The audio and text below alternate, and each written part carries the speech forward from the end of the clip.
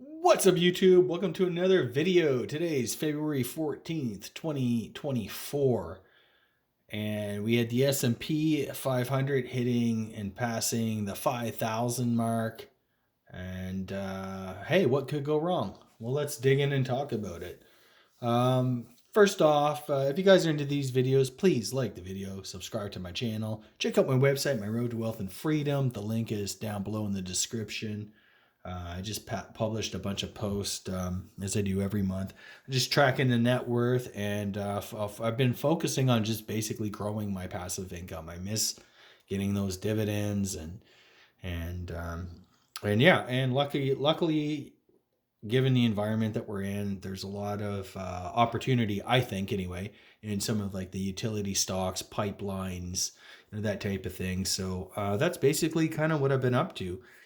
Of course, gold and silver haven't really been performing that great lately. Gold is down to about the $2,000 level. Silver's at around 2240 last I checked, and that's all comes on the back of a higher than expected inflation report the other day, and just overall, gold has basically kind of held in there. It's still above 2000, not by much. It could probably go below. It might, I don't know, I guess, retest, something a bit lower, but it seems to be hanging in there. But that's definitely not the case for any of the gold or silver miners and stuff. They're hitting, lows that we haven't seen in 5 years at least, anyway. And yeah, things for those are not looking super great. Although there's a lot of analysts out there that feel that they're kind of they're primed for like this big setup, this big move. I mean, I don't really know one way or another. I do know I've reached my full sort of allocation to that sector, and yeah, so basically, I'm not buying into this anymore, um, unless they drop even more. Then maybe I'll pick up more on, and keep my percentages. Physical gold, of course. I made a purchase there last month. Those 25 maple gram coins, really cool. I really like them, and I just added a little bit more weight to my gold and silver stacks, and I'm kind of looking forward. I thought the gold would actually take maybe a bigger drop than it actually did. Um, and maybe if the Canadian dollar could hang like, hold in where it's at. Um, and if the U.S. dollar were to, go down a little bit, I might be in a better position, anyways, to buy another ounce of gold. Basically, what I'm trying to say there. And yeah, so like I said, nothing. I haven't been really doing anything super exciting. I know I haven't really put out a video in a while. I was like really, really sick for about a month, and I hadn't really been doing anything. I'm not making any real big moves. I am, like I mentioned, I'm focusing on rebuilding my passive income portfolio, and I'm getting yields of 7 8% on pipelines and some certain utility stocks, electrical utilities. You know, what else? Telcos, and I'm fine holding those things. I honestly don't know if they're going to have any sort of big move or whatever, but the dividend yields are compelling. There's not a ton of growth in these, but these are your kind of like defensive sectors. They've been hit hard. The reason why they yield so much is because of interest rates. Now we're sitting at like 5%, so that makes the relative um, value of these utility stocks and that a bit less than it was when we were at zero interest rates. The zero interest rate period pushed every sort of income seeking investor into dividend paying stocks. They bid them up, and now we're yielding like twice what they used to yield on a lot of these companies. So I feel like there's some value there. In fact, a few of them I saw Enbridge, they raised their dividend. There's been a few other ones too. So that's typically seen as like a sign of strength. I mean, none of this is investment advice, by the way. Like, just kind of, I'm just giving you guys some broad um, assessments of kind of what's going on. But I do remember this back in 08, 09, after the crash, got into buying a lot of dividend paying stocks. And I remember the yields on those things, you know, um, a 4% dividend yield would be a good yield or super good yield, right? But I remember looking at where these were after the dot-com bust, and a lot of them yielded much more, similar to what they yield today. And I remember thinking, if only I had, bought company XYZ when it was yielding 8%, how good would that be right now? You know, and you get a bit of share price appreciation and, a really good dividend yield. That's basically um, kind of a road to financial freedom, right? Like, anyway, um, yeah, I just wanted to kind of put that out there. So, long story short, I see the value. I don't know how long it's going to take for the market to realize, the value again. My guess, my sense is, if and when interest rates go down, you will see a rip your face off rally in these out of favor, high yielding, dividend paying stocks, from your boring old telephone company to the pipeline, your gas utility, electrical, these type of things. So I like that. I love getting passive income, because the more income, I believe the number one problem that most people have is they simply just do not have enough money. The cost of living is through the roof. Of course, we have inflation. Of course, we have all this stuff. All this stuff is going on, and it's great to own gold and silver. I sleep better at night owning a bit of gold and silver, but I mean, you know, gold's dropped from when I've purchased some of these things.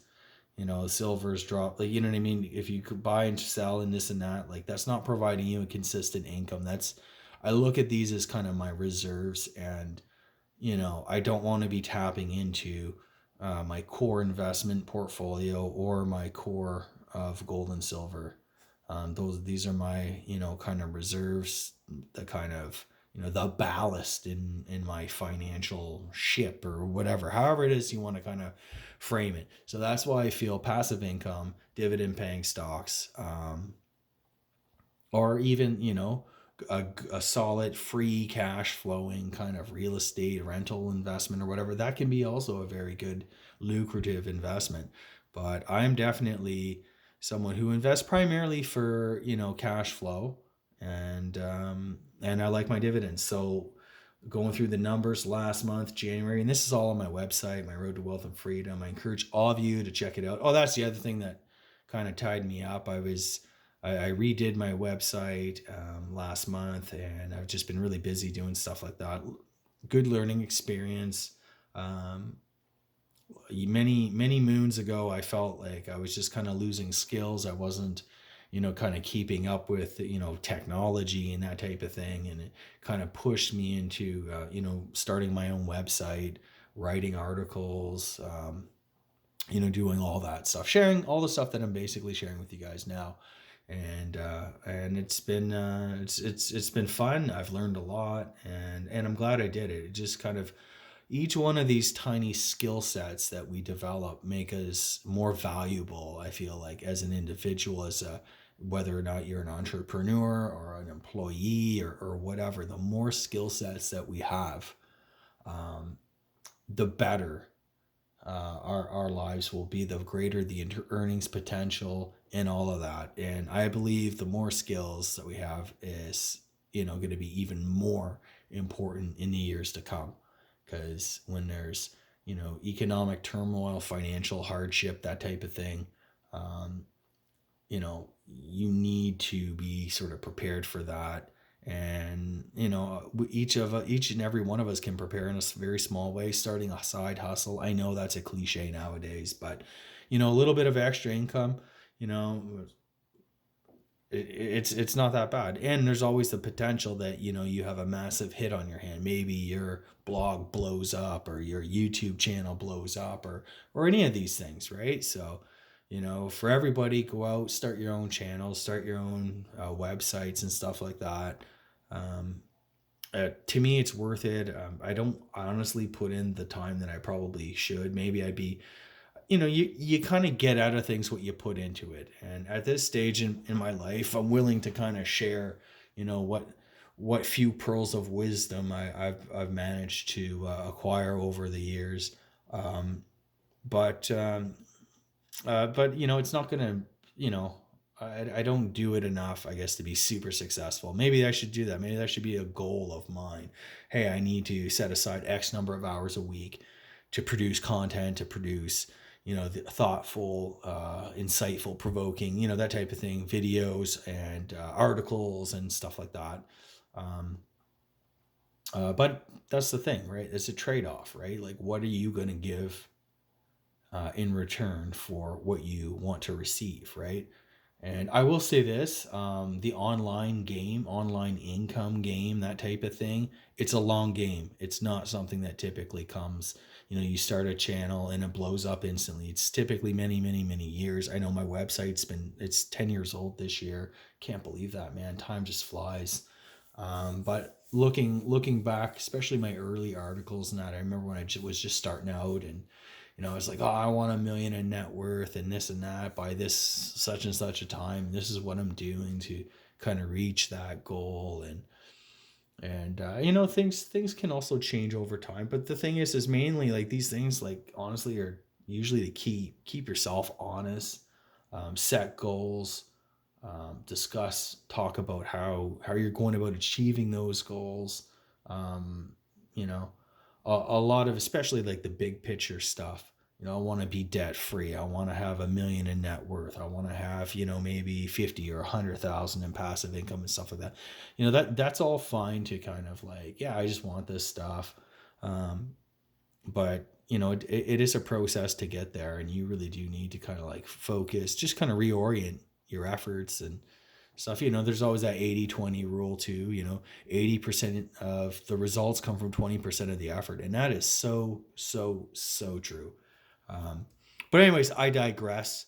So yeah, last month, January, it was nearly 2,900 in passive income, and it's kind of getting back up there.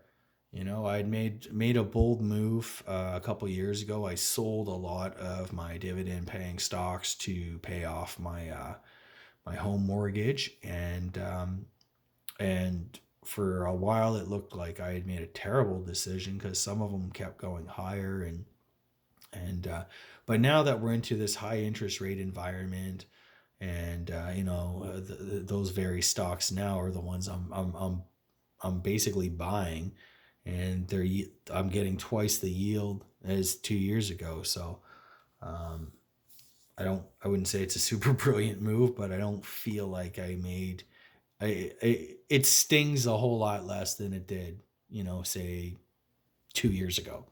Um, you know, and oftentimes we do these things with decisions and stuff like that, and it's really, especially investment type decisions, it's really hard to make those decisions and have like a full clear picture of the outcome. Is it a good decision? Is it a bad decision? Oftentimes, in the moment, um, things can look good but then are bad, or vice versa. You do it thinking one thing, and then you feel like you've made the wrong decision, essentially.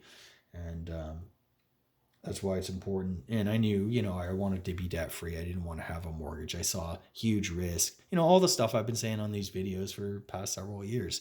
There's a lot of unsettling things in the world, even currently, right? S&P at 500 or 5,000. What could go wrong? Well, a lot, actually. We still have high inflation. We have, basically, I feel like this bubble was deflating in the fall of 22, and and then the AI craze kicked in, and provided a new lease on life for the tech stocks in the tech sector. to basically have this massive blow off top. Really, it's pretty incredible, and I just don't see the value there personally. But I mean, don't take my word for it. I usually steer away from the tech sector. I just don't really honestly know enough. And like I say, I prefer the bird in hand, right? I'm happy to have, a decent, steady Eddie stock that's paying me, a really good dividend, let's say 5% dividend or something like that.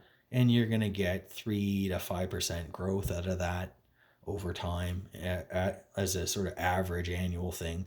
So it's like, and studies have backed up what I'm saying now too. There's, the studies that, over half the return of the S&P 500 came from dividends reinvested and stuff like that as well. So that's why I say, like, dividends are actually quite important to investors, because they're essentially your kind of they provide, I guess, a bit more margin of safety. You're not going to get the big moves in the stocks, although we might in these, because they're really down. Some of these things are down like 30% or more, and they can still fall further.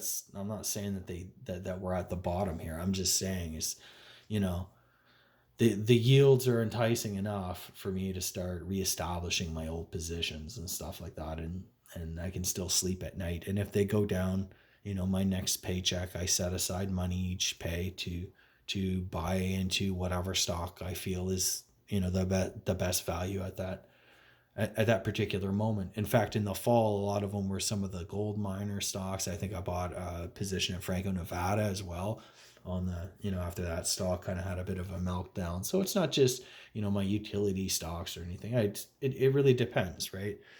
Back in October, before the massive rally into year end, there was a lot of, I felt like there were pretty good deals, and it was compelling, and I'm glad I purchased some things then, and then those same deals are materializing right now. In fact, some of them are actually even better deals, especially if you're looking at some of the gold miners and that. But it's a game of patience too, right? It's a long game. It's not get rich quick. So I'm happy to consistently build stable long-term wealth slowly over time. It's what I've always done, what I am doing. And, you have that sleep at night factor, right? So that's what's up. That's what I've been doing.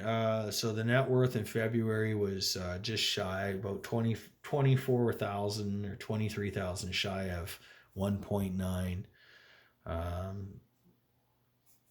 Anyways, the goal this year is to hit that 2 million mark, and that's it's not as an exciting milestone as, I guess, maybe hitting like your first kind of million in net worth, but I'm always suspicious, and I always have been too, about like the net worth sort of argument that people talk about and stuff like that. Because having a million in overall net worth is really just not the same as having $1 million in your bank account or in an investment account or something like that. It's money tied up in things like real estate or gold and silver or stocks, and maybe a retirement plan or whatever. So I just always try to like keep it real. Like, I know it's good. That's where the passive income comes in. What makes me feel rich is when I have nice dividends showing up every day. I'm getting a little notification, hey, you just earned dividends, stuff like that. That's a nice feeling. Imagine having multiple pays a month, right? Once you build up the passive income enough to it's $1,000, $2,000, $3,000, it's almost like another paycheck in the house, right? Like, so that's where you can start building some real serious wealth and financial security too. So if you lose your job, and this is what I always thought too, investing in like dividend passive income type endeavors, is that it is a really, really important buffer, cushion, or whatever. It does protect you, especially if you're debt free and you're getting like $3,000 a month in dividends and that, you know you're not going to starve. You're going to be able to pick yourself back up. You're going to be able to find another opportunity. You'll have more confidence. You'll be less likely to settle for a crap job versus, something that you really do want. And that's kind of the name of the game, right? Like that is the essence, I think, anyways, of the financial independence movement. And that it's not like, yay, I'm going to quit my job and live on the beach and stuff like that. That is like really unrealistic for the vast majority of people. But what is within reach for the average kind of working person who's not an entrepreneur, who's not like who doesn't want to change the world overnight, that type of thing. Um, who works whatever job, they might like it, they might not. Like most people, like some people hate their job. Most people are kind of like, they can sort of take it or leave it. It's not super great, it's not super bad. They just kind of do their thing.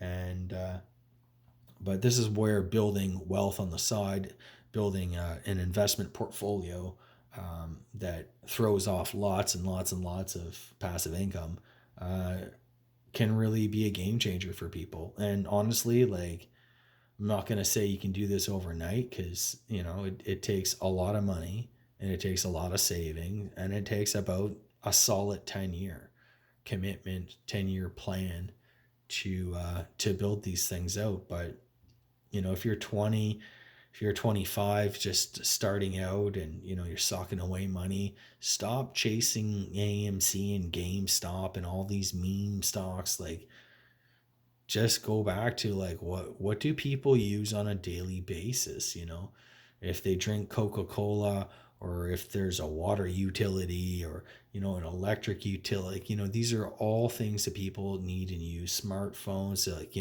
who owns the network, who runs the network, who, like, these are the stocks that kind of can consistently deliver and stand the test of time. I mean, you're not going to get rich overnight, but you're not going to go broke either. And like I say, the dividends are good, and I have no problems buying them. So that's basically my plan for this year. I've been laser focused on rebuilding that passive income. I do have some stacking goals. I'd like to get a few more gold coins. I really want to get a 24 gold maple leaf. But that's about it. What are your goals for this year? What are you guys doing? Do you agree about building passive income and or not? Or what are your plans? Take care, guys.